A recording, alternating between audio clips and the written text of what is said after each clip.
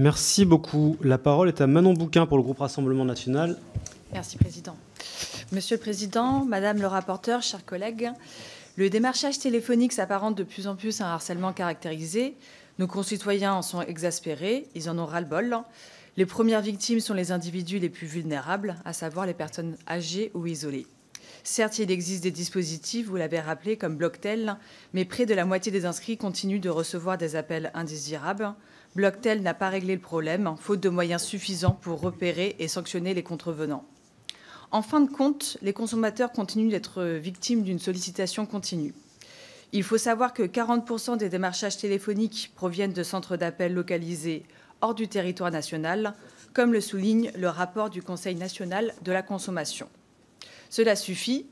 Attendre une énième décision de l'Union européenne pour protéger nos concitoyens de la sursollicitation et surtout de la fraude ne suffit pas.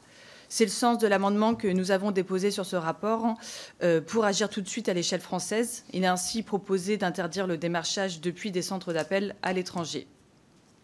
Pour le reste, les administrations comme la CNIL, l'ARCEP et la DGCCRF ne se coordonnent pas suffisamment pour identifier les fraudeurs et les sanctionner. La moitié des entreprises qui font du démarchage téléphonique enfreignent les règles. De son côté, le consommateur ignore souvent comment signaler les pratiques abusives. Il faut simplifier tout cela et renforcer les contrôles. À l'heure où la sollicitation numérique explose et où l'intelligence artificielle complexifie les arnaques, nous ne pouvons plus laisser les Français les plus vulnérables être la proie de démarcheurs insistants et parfois malveillants. Je vous remercie. Merci, Madame la rapporteure.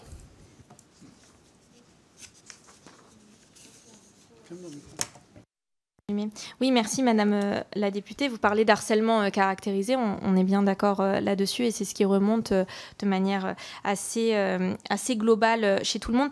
Après, je voudrais juste revenir sur deux choses. La première, c'est que vous avez bien parlé de Blocktel. Aujourd'hui, le sujet que l'on a, le législateur, globalement, il faut quand même le rappeler, a essayé de faire son travail avec les moyens qu'il avait à sa disposition, puisque les initiatives ont été nombreuses en la matière au fur et à mesure des années.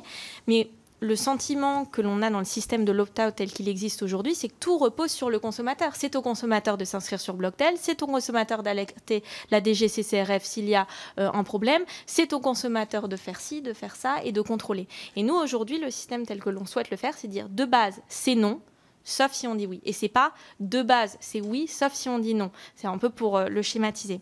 Ensuite, pour les sujets relatifs au territoire national, vous avez déposé un amendement, donc je propose de vous répondre dans le cadre de la discussion qui viendra à ce moment-là de manière plus précise.